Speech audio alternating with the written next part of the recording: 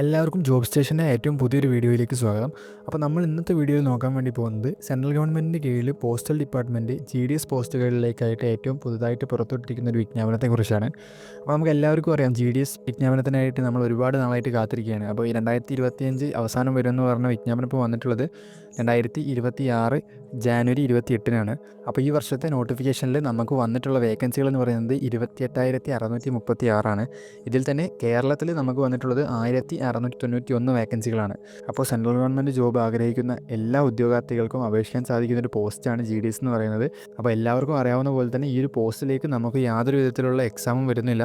ഡയറക്റ്റായിട്ട് നമ്മളെ മാർക്കിൻ്റെ അടിസ്ഥാനത്തിലായിരിക്കും ഈ ഒരു പോസ്റ്റിലേക്ക് നമ്മളെ പരിഗണിക്കുന്നത്. അപ്പോൾ എന്തായാലും ഈ ഒരു പോസ്റ്റിനെ കുറിച്ചുള്ള മറ്റു ഡീറ്റെയിൽസ് എന്തൊക്കെയാണെന്ന് നമുക്ക് ഈ ഒരു വീഡിയോയിലൂടെ നോക്കാം. അതിന് മുൻപായിട്ട് നിങ്ങൾ ഈ ചാനൽ ആദ്യമായിട്ടാണ് കാണുന്നതെങ്കിൽ ഇതുപോലുള്ള ജോബ് ഇൻഫർമേഷനൊക്കെ റെഗുലറായിട്ട് ലഭിക്കുന്നതിനായിട്ട് ചാനലൊന്ന് സബ്സ്ക്രൈബ് ചെയ്ത് സപ്പോർട്ട് ചെയ്യുക.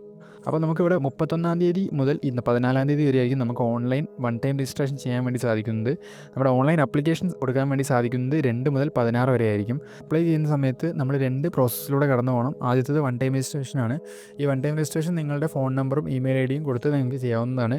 ശേഷം ഓൺലൈൻ അപ്ലിക്കേഷൻ സമർപ്പിക്കാവുന്നതാണ്. അപ്പോൾ നമ്മൾ കൊടുത്തിരിക്കുന്ന ഓൺലൈൻ അപ്ലിക്കേഷൻസിൽ എന്തെങ്കിലും കറക്ഷൻ ഉണ്ടെന്നുണ്ടെങ്കിൽ നിങ്ങൾക്ക് 18-ാം തീയതി, അതായത് ഫെബ്രുവരി 18 മുതൽ മാർച്ച് 19-നുള്ളിലായിട്ട് തിരുത്തുകൾ വരുത്താൻ വേണ്ടി സാധിക്കുന്നതായിരിക്കും.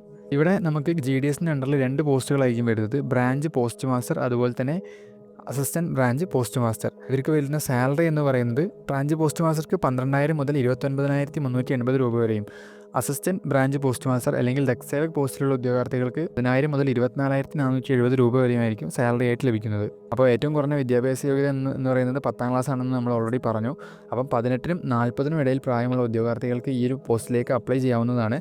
നമുക്കിവിടെ SC/ST കാറ്റഗറിക്ക് 5 വർഷത്തെയും OBC കാറ്റഗറിക്ക് 3 വർഷത്തെയും ഏജ് റിലാക്സേഷനും ലഭിക്കുന്നതായിരിക്കും. അടുത്തതായിട്ട് ഓൺലൈൻ ആപ്ലിക്കേഷൻ പ്രോസസ്സിൻ്റെ സൈഡിലേക്ക് വരുന്ന സമയത്ത് നമുക്ക് പേഴ്സണൽ ഡീറ്റെയിൽസ് ഫില്ല് ചെയ്യാനായിട്ട് വരുന്നുണ്ട്. ശേഷം നമ്മൾ എഡ്യൂക്കേഷണൽ ഡീറ്റെയിൽസ്, അതായത് നമ്മുടെ 10-ാം ക്ലാസ്സിൽ നമുക്ക് ലഭിച്ച മാർക്ക് കൃത്യമായിട്ട് ഇതിൽ അപ്ലോഡ് ചെയ്ത് കൊടുക്കേണ്ടതായിട്ട് വരുന്നുണ്ട്. പൂർണ്ണമായിട്ടും നമ്മുടെ മാർക്കിൻ്റെ അടിസ്ഥാനത്തിലായിരിക്കും ഈ ഒരു പോസ്റ്റിലേക്ക് നമുക്ക് സെലക്ഷൻ കിട്ടുന്നത്. ശേഷം നമ്മുടെ ഒരു പാസ്പോർട്ട് സൈസ് ഫോട്ടോ, അതുപോലെ തന്നെ നമ്മുടെ സിഗ്നേച്ചറും അപ്ലോഡ് ചെയ്യേണ്ടതായിട്ട് വരുന്നുണ്ട്. ശേഷം ഫീ പേയ്മെൻ്റ് ആണ്. ആകെ ഈ ഒരു പോസ്റ്റിലേക്ക് വരുന്ന ഫീ എന്ന് പറയുന്നത് 100 രൂപയായിരിക്കും. അതിൽ തന്നെ female candidates, SC/ST, physically disabled, trans woman അപ്ലിക്കൻസിന് യാതൊരു തരത്തിലുള്ള അപ്ലിക്കേഷൻ ഫീയും ആവശ്യമായിട്ട് വരുന്നില്ല. പലർക്കും അറിയാവുന്ന പോലെ തന്നെ ഈ ഒരു പോസ്റ്റിൻ്റെ ഏറ്റവും വലിയ പ്രത്യേകത എന്താണെന്ന് വെച്ച് കഴിഞ്ഞാൽ 3 വർഷം നമ്മൾ ഈ ഒരു പോസ്റ്റിൽ വർക്ക് ചെയ്ത് കഴിഞ്ഞാൽ നമുക്ക് ഡിപ്പാർട്ട്മെൻറ്റൽ ടെസ്റ്റ് എഴുതിയിട്ട് ഒരു പെർമനൻറ്റ് സെൻട്രൽ ഗവൺമെൻറ് ജോബ് നമുക്ക് ലഭിക്കുന്നതായിരിക്കും. അടുത്തതായിട്ട് നമ്മൾ കേരള സർക്കിളിൽ വന്നിരിക്കുന്ന വേക്കൻസികൾ നോക്കുന്ന സമയത്ത് അണ്ടർസേർവ്ഡ് കാറ്റഗറിക്ക് 930, OBC കാറ്റഗറിക്ക് 378, SC/ST കാറ്റഗറികൾക്ക് യഥാക്രമം 181, 20 എന്നിങ്ങനെയാണ് വേക്കൻസികൾ വന്നിട്ടുള്ളത്. ഇതിൽ EWS കാറ്റഗറിക്ക് 112, ഫിസിക്കലി ഡിസേബിൾഡ് കാറ്റഗറിയിൽ വരുന്ന ഉദ്യോഗാർത്ഥികൾക്ക് 31 വേക്കൻസികളാണ് വന്നിട്ടുള്ളത്. അപ്പോൾ എന്തായാലും ഈ ഒരു പോസ്റ്റിലേക്ക് അപ്ലൈ ചെയ്യാൻ താല്പര്യമുള്ള എല്ലാ ഉദ്യോഗാർത്ഥികളും അവസാന തീയതിക്ക് മുൻപായിട്ട് അപേക്ഷകൾ സമർപ്പിക്കാൻ വേണ്ടി ശ്രമിക്കുക. അപ്പോൾ ഈ ഒരു പോസ്റ്റിൽ എവിടെ ജോലി ലഭിക്കണം എന്നതിനുള്ള പ്രിഫറൻസ് നമ്മൾ കൊടുക്കുന്ന സമയത്ത് ശ്രദ്ധിക്കേണ്ട ഡീറ്റെയിൽസിനെ പറ്റിയിട്ട് നമ്മൾ മുൻപൊരു വീഡിയോ ചെയ്തിട്ടുണ്ടായിരുന്നു. അപ്പോൾ ആ വീഡിയോ നമ്മൾ ഇതിൻ്റെ താഴെ പിൻ ചെയ്ത് വെച്ചേക്കാം. താല്പര്യമുള്ള ഉദ്യോഗാർത്ഥികൾക്ക് അത് കണ്ടു നോക്കാവുന്നതാണ്. അപ്പോൾ എന്തായാലും ഈ ഒരു വീഡിയോ ഉപകാരപ്പെടുന്ന നിങ്ങളുടെ ഫ്രണ്ട്സിലേക്ക് ഒന്ന് വീഡിയോ മാക്സിമം ഷെയർ ചെയ്യാൻ നോക്കുക. അതോടൊപ്പം ഇതുപോലുള്ള കൂടുതൽ ഇൻഫർമേഷനൊക്കെ ഡെയിലി ലഭിക്കുന്നതിനായിട്ട് ചാനലൊന്ന് സബ്സ്ക്രൈബ് ചെയ്ത് സപ്പോർട്ട് ചെയ്യുക. Thank you for watching.